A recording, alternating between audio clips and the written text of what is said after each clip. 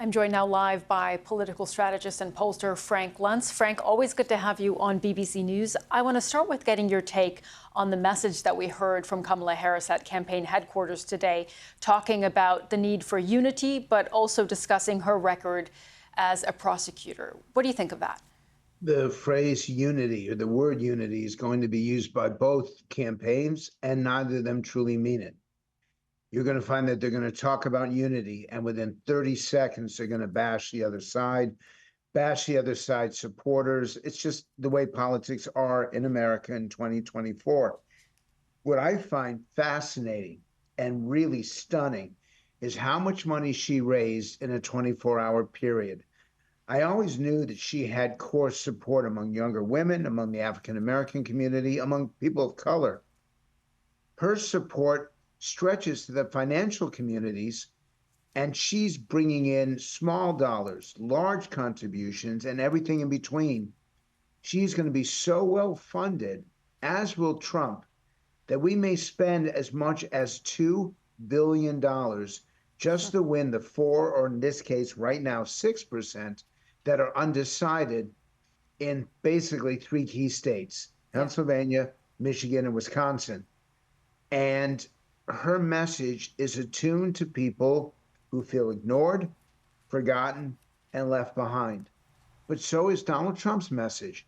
So they're both trying to appeal to the exact same people, but they're using a different approach. It is fascinating, Frank, if you compare that messaging.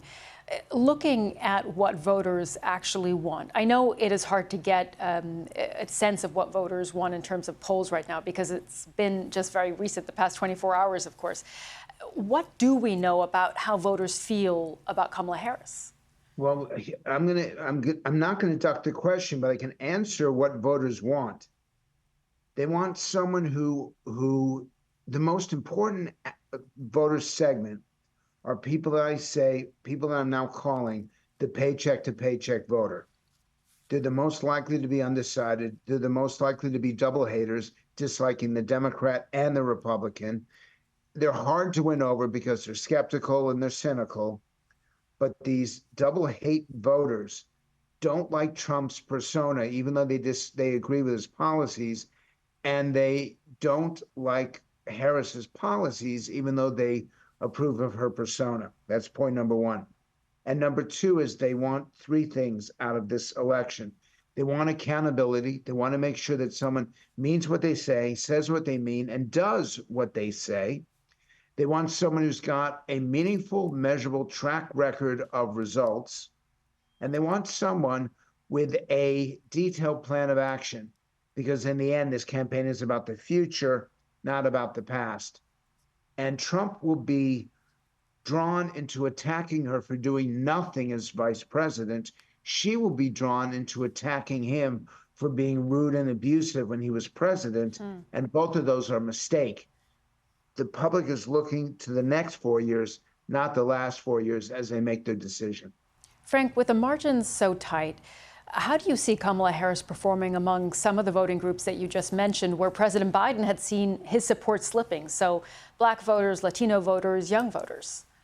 Well, it's young female voters who thought Joe Biden was simply too old and thought that Donald Trump is simply too rude. With Harris, they've got someone they can identify with, someone they will be passionate about. So her selection is going to increase young women voters in their 20s and 30s. The second group, obviously, is African Americans. And there, the big question is, do younger Black males, do they vote for her based on identity politics? Or do they continue to stay, a third of them stay with Trump based on attitudes and attributes and character traits? Because that's important in the states of Georgia and North Carolina. In terms of voters that may switch, I'm going to be watching very carefully organized labor, union voters. The union leadership is behind the Democrats at 85, 90%. The rank and file, other than teachers' unions and government unions, are literally split 50-50, almost 50-50, between Trump and Biden. These are the reasons why Donald Trump had emerged with a 3 or 4% lead over Joe Biden. If Harris can win those voters back, she's absolutely got a shot, which I do believe that she does, but she's starting a few points behind. All right, Frank, it is always great to get your analysis. Thank you for joining us tonight on BBC News. Thank you for having me.